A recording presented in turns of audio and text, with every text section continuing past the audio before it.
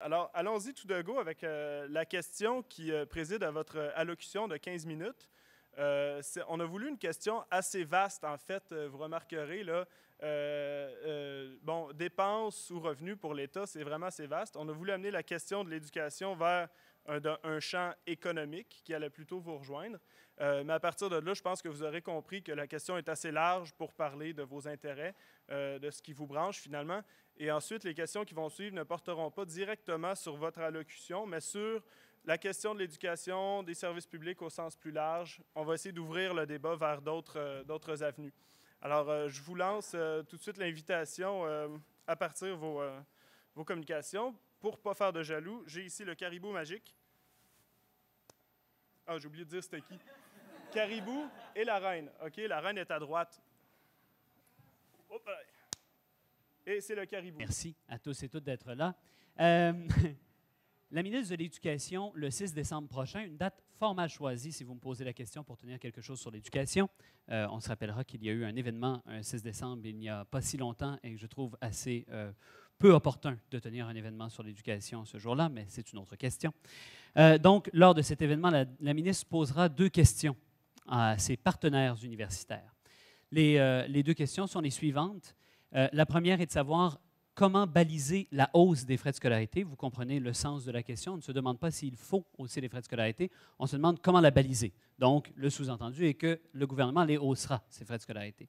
Et deuxième question que la ministre posera à ses partenaires, c'est comment diversifier le financement universitaire sans aller augmenter les impôts. Là encore, le message est assez clair. Il y aura recours à d'autres moyens que l'imposition pour financer les universités. Alors, la question qu'on peut se poser, je pense que c'est en lien direct avec le sujet qui flotte au-dessus de moi. Eh bien, la question qu'on peut se poser, c'est est-ce qu'il s'agit là d'une politique publique légitime de vouloir augmenter les frais de scolarité à ce moment-ci dans l'histoire du Québec, mais en général aussi, est-ce une politique publique et économique viable et intéressante? Alors, je vais répondre non à cette question, à la surprise générale. Et je vais vous expliquer en 3 points pourquoi je pense que cette politique ne me semble ni intéressante ni profitable pour le Québec. Alors, d'abord, il faut dire un certain nombre de choses. Une politique d'augmentation des frais de scolarité est inéquitable. Inéquitable par rapport à quoi? Ça, c'est toujours la question. On peut dire que les choses sont équitables ou non. Tout dépend sur quoi on se base.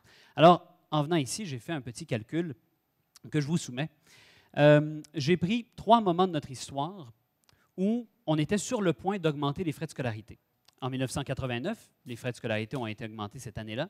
En 2007, vous savez qu'il y a quelques années, il y a eu une hausse des frais de scolarité. Et en 2010, c'est-à-dire aujourd'hui. Et je me suis dit, combien de temps de travail pour un étudiant ou une étudiante qui, l'été, doit travailler pour payer ses frais de scolarité, combien de temps de travail au salaire minimum est-ce que représentent les frais de scolarité qui étaient en cours à l'époque et qui sont en cours aujourd'hui. Alors, c'est assez intéressant. Je pense que ça nous permet de voir une équité intergénérationnelle. Je sais que c'est des mots très populaires ces temps-ci, alors je les emploie comme ça fait chic. L'idée est donc de regarder à travers le temps comment s'établit l'équité entre les générations. Donc, en 89, les frais de scolarité étaient à 568 $ par année et le salaire minimum était à 5 $ de l'heure. Vous me direz, c'est un salaire minimum assez bas. Rappelez-vous que quand même, il y a des processus d'inflation et tout ça. Et ce sont des frais de scolarité assez bas aussi. Qu'est-ce que ça prenait en travaillant l'été à 40 heures semaine au salaire minimum? Ça prenait 2,8 semaines pour payer l'ensemble de ces frais de scolarité. Allons en 2007 maintenant, quand les frais de scolarité étaient à l'époque, on a l'impression que ça fait très longtemps déjà, à 1 668 $ par année, et que le taux horaire au salaire minimum était à 8 $, eh bien là, ça prenait 5,2 semaines de travail pour payer ses frais de scolarité. Quand on arrive en 2010 et que les frais de scolarité sont rendus à 2 600 $ par année et que le taux horaire est à 9,50 $, vous voyez que le taux horaire continue d'augmenter, mais jamais aussi rapidement et jamais selon la même proportion que les frais de scolarité. Eh bien, ici, on est rendu à 7 semaines par année, presque en fait, 6,8 semaines.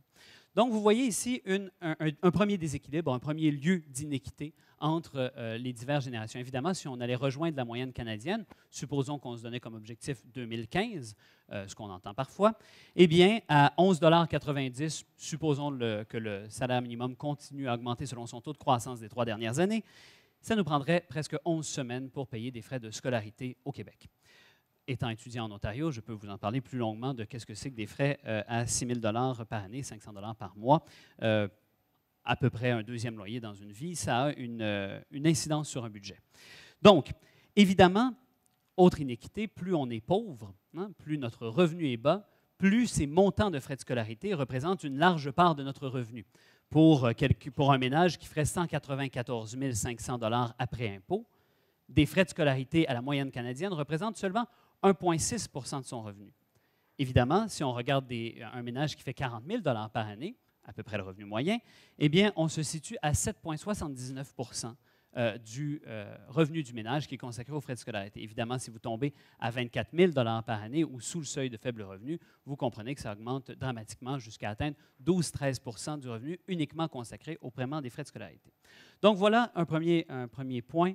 À mon avis, voici une mesure inéquitable. Ensuite, la hausse des frais de scolarité nuit à la fréquentation. Alors, c'est ici que je diffère d'opinion avec mon collègue qui vous parlera plus tard, quand j'ai eu le plaisir de lire la note de l'IEDM que vous avez entre les mains. Ce qui est assez étonnant avec la note de l'IEDM, dont mon collègue vous parlera bien davantage, j'en suis certain, c'est qu'on nous parle beaucoup de l'université, mais on nous parle très peu du cégep. Et c'est un phénomène un peu particulier. On dirait que M. Belzile ne se promène pas beaucoup à l'extérieur du Québec, ce qui m'étonne de sa part, parce que à l'extérieur du Québec, quand on veut étudier et faire des études supérieures, on n'est pas tenu de passer par le cégep. Vous me direz, au Québec non plus, mais c'est certainement une habitude. Et les études pré-universitaires sont obligatoires jusqu'à 21 ans. Donc, la plupart des Québécois et des Québécoises passent par le cégep avant d'aller à l'université. Donc, si on veut regarder des taux de fréquentation, il faut bien sûr regarder les taux de fréquentation post-secondaire et non pas seulement les taux de fréquentation universitaire. Quand on jette un œil à ces statistiques, on voit que le Canada a un taux de fréquentation post-secondaire pour les 15-24 ans de 38,7 %. Le Québec, quant à lui, est à 47,8 %, à 9 % de différence.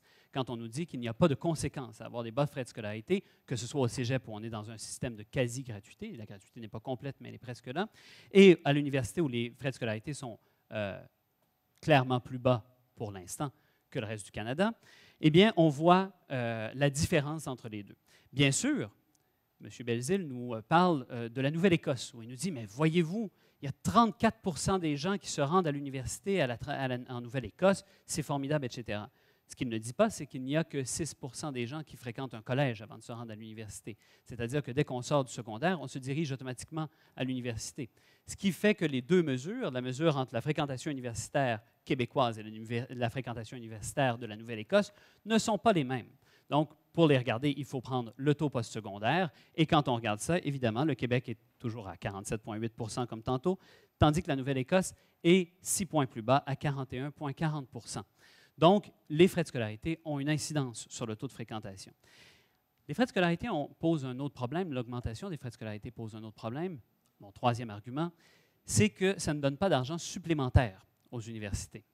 En fait, si on observe de 1988 jusqu'à 2009, ce qui s'est passé avec le financement des universités au Québec, on voit que alors que les contributions des étudiants augmentaient, elles ont augmenté de 7 % et celles du privé ont augmenté de 14 %. En fait, elles ont pris 7 % de plus de la part qui est consacrée du financement aux universités. Le public, lui, le gouvernement, diminuait sa participation de 21,2 %. Alors ici, il ne s'agit pas d'une augmentation commune de ce qui est donné à l'université, il s'agit d'une transition vers les étudiants. Alors, il ne s'agit pas de refinancer l'université, mais bien de transiger, de transformer la façon de financer l'université. Enfin, je vais compléter là-dessus, oui, disons ça, la question du sous-financement. On nous dit qu'il faut augmenter les frais de scolarité parce que les universités sont pauvres, sont sur le bord de la faillite, c'est terrible, la CREPUQ nous dit sans arrêt il faut plus d'argent. Disons un certain nombre de choses. En 1997, le financement de l'ensemble des universités au Québec représentait 2,4 milliards de dollars. Aujourd'hui, il en représente presque 6 milliards, une augmentation de 142 %. Les effectifs scolaires ont augmenté de 19,5 % pendant ce temps-là. L'université n'a jamais été autant financée qu'elle ne l'est aujourd'hui. La question n'est pas une question de sous-financement, c'est d'abord et avant tout une question de mal-financement. Au Québec, ce qu'on voit se produire, c'est une augmentation du financement de la recherche ciblée. Au lieu de financer le budget de fonctionnement, le budget d'immobilisation, on finance davantage la recherche à certains objectifs précis, et pas n'importe quelle recherche, pas dans n'importe quel secteur. On finance davantage les techniques, les sciences appliquées. On se désintéresse du sciences humaines, lettres, etc., qui représentent peut-être 10 % maintenant de ce qui est financé dans la recherche, alors que ça représente 70 % de la clientèle universitaire. Évidemment, ça fait aussi qu'il y a de moins en moins de profs. Phénomène tout à fait étonnant. On est dans une université qui a beaucoup plus de financement qu'auparavant, qui a plus d'élèves qu'auparavant. 185 000 élèves en 2010, des EETP, évidemment, je ne parle pas d'élèves concrets, mais d'élèves équivalents temps plein, donc du nombre de personnes qui fréquentent l'université à temps plein. 185 000 en 2010. En 1994, il y en avait 165 000, 20 000 de moins à l'époque. Pourtant, il y avait 400 professeurs de plus dans nos universités à l'époque. Donc, quand on dit qu'il n'y a plus assez d'argent parce qu'on regarde et on voit les classes pleines, on voit qu'il manque de professeurs, on voit qu'il y a des chargés de cours partout, on a raison de faire tous ces constats. Mais ce qu'on n'a pas raison de penser, c'est parce qu'il manque d'argent. Ce n'est pas parce qu'il manque d'argent, c'est parce qu'on ne l'attribue pas aux bons endroits. Évidemment, il y a aussi une augmentation des coûts de gestion. Vous le verrez dans l'étude de l'IRIS. Malheureusement, je n'ai pas pu en apporter de copie pour la simple et bonne raison que nous avons passé toutes nos copies, vu qu'elle a été publiée tout dernièrement. Mais rassurez-vous, il y en a des copies illimitées sur notre site web que vous pourrez aller voir au www.irisrecherche.qc.ca. Donc, augmentation des coûts de gestion dans les universités. On le voit dans le cas de l'UDM. Je vous donne un exemple sur cette question-là. C'est 5 % de plus de gestionnaires dans les 10 dernières années et 4 % de moins de personnel enseignant dans les 10 dernières années. Alors, il y a une transition aussi, évidemment, augmentation des salaires des gestionnaires. Vous le voyez avec les salaires des recteurs, par exemple. Vous le voyez également avec les salaires des hauts gestionnaires et des vice-recteurs. Donc, je m'arrête ici. Évidemment, il y a plein d'autres choses à dire sur la question de l'université, sur la question de l'économie du savoir aussi. On nous dit qu'il faut brancher l'université sur l'économie du savoir, il faut produire davantage de brevets, etc. Mes collègues Éric Martin et Maxime Ouellette ont publié il y a 2 semaines une étude portant sur la question de l'université et de l'économie du savoir, révélant tout simplement que pour l'ensemble des universités au Québec, alors qu'on consacre 51 millions à gérer toute la question des brevets, des frais juridiques, etc., par les universités, on ramasse 53 millions de profit de cette économie du savoir, ce qui fait un total de 2 millions pour l'ensemble des universités, ce qui fait 16 000 $ par université, ce qui n'est même pas le salaire d'un chargé de cours. Alors on nous dit, branchons-nous sur cette économie riche et qui va nous apporter énormément à chacune des universités. En fait, c'est un leurre. On déplace la mission de l'université vers la recherche orientée au lieu d'aller vers sa mission traditionnelle, qui est celle de former des citoyens critiques, des citoyens qui ont une réflexion sur le monde, qui est évidemment la mission qu'elle a depuis près de 800 ans maintenant.